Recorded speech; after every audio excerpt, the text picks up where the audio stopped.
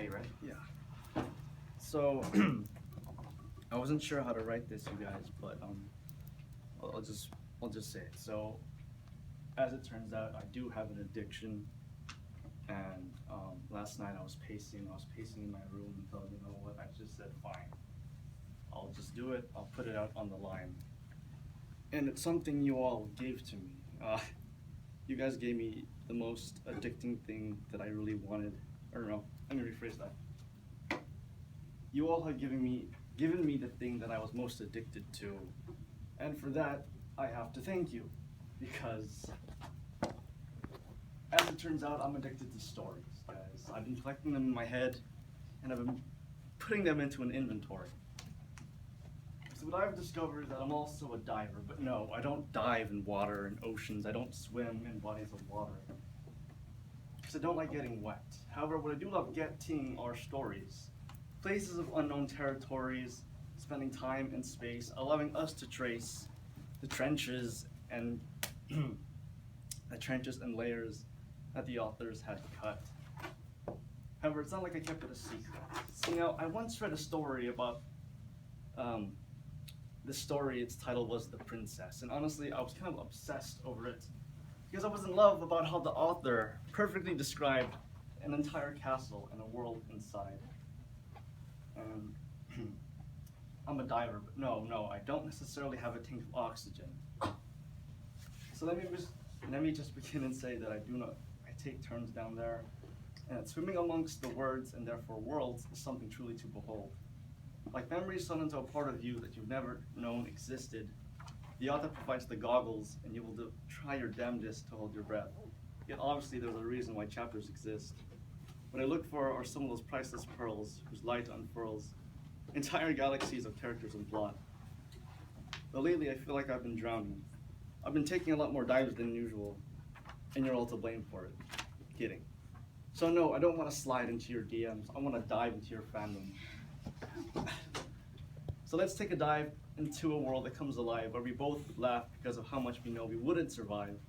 Oh wait, and then there's this other thing I wanted to say. Now there are times my teachers want me to look into my reading, so it turns out I'm an excavator of text. I might dig into this thing called subtext. I'm a diver who doesn't exist in oceans. I'm a diver who swam among your stories. I took a look inside a book, and what I found was astounding. What I found was a resounding answer to my question. Yes, there is hope for the next generation of storytellers. Let me tell you how amazing it is to see the different kinds of worlds, times, and places right in front of our insignificant faces. Stories don't care what your GPA is, who you are, or where you came from. It becomes a temporary home for those minds that roam.